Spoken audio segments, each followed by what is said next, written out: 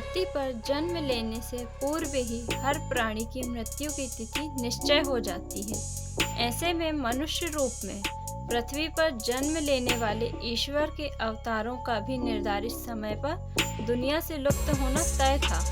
जब श्री राम का पृथ्वी लोक पर मनुष्य देह त्यागने का समय आया तो उसमें सबसे बड़ी रुकावट राम जी के परम भक्त हनुमान ही थे, क्योंकि यमराज का हनुमान जी की उपस्थिति में प्रभु श्री राम के प्राण हरना तो क्या, भगवान राम के नजदीक आना भी नामुमकिन था। वहीं हनुमान जी ने श्री राम और सीता माता की रक्षा का जिम्मा अपने सिर पर लिया हुआ था।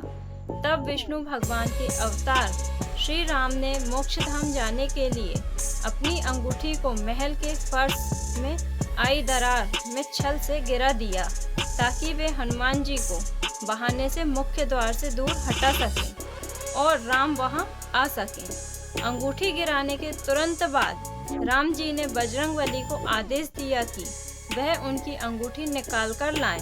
अपने प्रभु की आज्ञा पाते ही हनुमान जी सूक्ष्म रूप में फर्श की दरार के अंदर अंगूठी ढूंढने के लिए चले गए, लेकिन उन्हें उस समय ये नहीं पता था कि वो कोई सामान्य दरार नहीं थी, बल्कि एक बड़ी सुरंग थी। उस सुरंग में भगवान हनुमान की मुलाकात राजा वासुकी से हुई।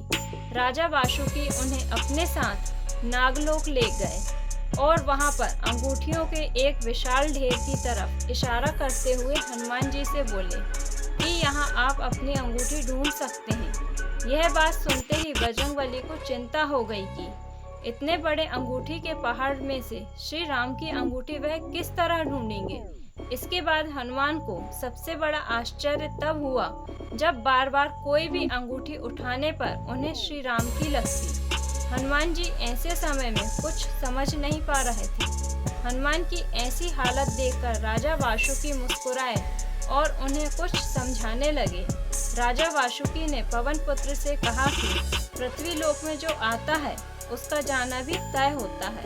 वासुकी का इतना कहना था कि हनुमान जी सब समझ गए कि उनके प्रभु श्री राम पृथ्वी लोक को छोड़कर विष्णु लोक जा रहे हैं। साथ ही राम का उन्हें अंगूठी ढूंढने के लिए भेजना और फिर उनका नागलोक में आना, यह सब भगवान राम की ही नीति थी। इस बात का एहसास होते ही हनुमान जी दुख से भर गए कि उन्हें प्रवेश द्वार से हटाने और यम को बुलाने के लिए ही राम जी ने ये छल किया था।